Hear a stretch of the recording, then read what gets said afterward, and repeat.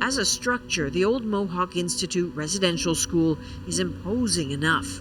It's worse when you look at a window, just one. Geronimo's window. There's where he cried for 11 years. This is Geronimo Henry, a Cayuga man from Six Nations of the Grand River, and this is his window. Starting as a 6-year-old, and then every week for 11 years, he stood right here waiting for his mom to come get him. He wasn't the only one. Nobody's saying a word, but everybody's thinking, when's my mom coming up, or my dad, you know? I can't imagine little faces trying to look for their mom. Yeah, we did a lot of crying and screaming here and, swearing. His mom didn't come, and the abuse didn't go. This is where they cut out for the ropes to make the ring. There are notches still in the wood from where a supervisor at this Anglican-run school tied ropes, making a boxing ring. I know, well, I mean, you had to go against him. Against him?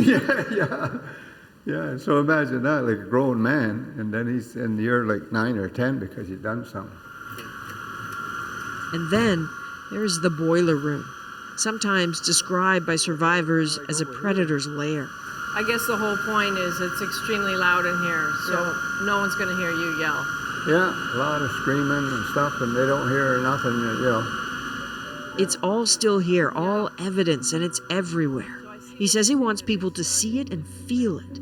The orange lines marking grids for ground-penetrating radar. Are there graves here too? There's work to come. Well, from the Anglican Church, an apology already happened in Canada earlier this year. Geronimo was there for it. This was an Anglican school. There was an apology from the Archbishop. Did it do anything for you? Yeah, not really. But it does help some people. It don't help me. All these apologies and I'm sorry stuff don't do nothing for the victims or the survivors. All it does is it makes the person that's saying I'm sorry, it vindicates them from any blame. It cannot be easy to be back here, but he says he does it often. It's part of his journey, each one so personal. To call water and wash clothes by hand. And Karen Chaboyer is Ojibwe from Rainy River First Nations, and she says she has a long way to go on her journey. Was sent to a Catholic residential school in Fort Francis, Ontario for 9 years. On the top is my baby brother, Frank. It's time measured by the family taken from her. Huge losses, and some poignant ones. An entire childhood without a toy or a birthday party. And your language? I mean, had you stayed at home, you would have been able to speak your language. Mm-hmm. You lost it? I never had it. My parents, they spoke to each other, but they wouldn't to us because they knew. They also went to residential school. They knew what would happen to me. So they didn't teach you your language as a way to protect you? As a way to protect me, yeah. How do you survive in that environment? I think I was numb and I was just existing. Existing there, but even when you became a mom? I was just existing. I was just doing what's supposed to be done. Mm-hmm. And I didn't know why. For my kids, I never babied them the way I do my grandchildren. That hurts. I guess that's the story of multi-generational trauma. Yeah. And so for you to get to this point... Take a moment here and sit with that and ask, will the Pope's presence, words, and actions help? I don't even think the Pope should be here right now. I think all those graves should be dug up. Every single one in Canada before he comes here. He has to look at the damage that was done. He has no clue of how many little ones are still missing. And we don't either.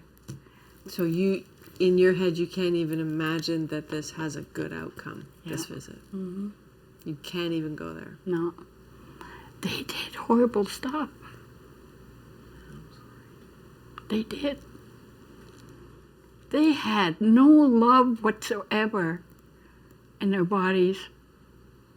They taught about God, but they did not show it. Her faith in God remains, she says, but she really isn't sure she can even watch the apology. Everything about this moment is delicate, and all the words matter, many arguing they must go further than those the Pope offered this spring in Rome. Kenneth Young was there, a 10-year residential school survivor from a Pasquia Cree nation. What I sensed and what I saw in Rome from this Holy Father was that he was committed. He knew that people had been damaged and that he needs to bring that here. He needs to bring that feeling. Working with the National Indian Residential School Circle of Survivors, he helped draft an apology some survivors would like to see, then shared it with the bishops.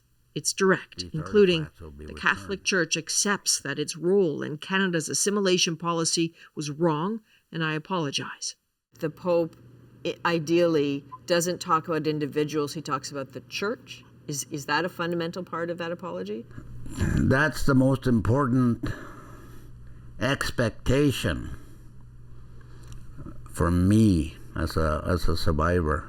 If he doesn't deliver that kind of an apology, I will consider the trip to have been a waste of time.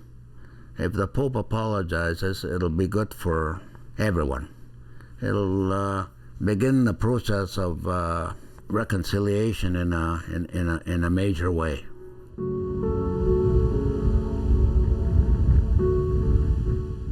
The reconciliation work not yet done might just feel like hurt piled on hurt. So are those bricks on the old Mohawk residential school. Faded now, but here are the names of some of the kids who attended. Served time here, 11 years too many. Yeah. So there's different stuff there. You can tell this is old here because it's turning black. 1950. But they could stand on this side here. His name is here too. The kids called him Fish back in the 50s. If we would have knew it was going to be such a famous thing, we would have had these things around there. For sure, And protecting maybe, it. Yeah. Because really, if the church isn't going to give back the records of who is here, you're left with the graffiti. Yeah. The Archbishop of Canterbury has now promised to release those school documents and has apologized, but survivors like Geronimo Henry are still doing the work, still collecting names, still searching for the dead, because here, sorry is nowhere near enough.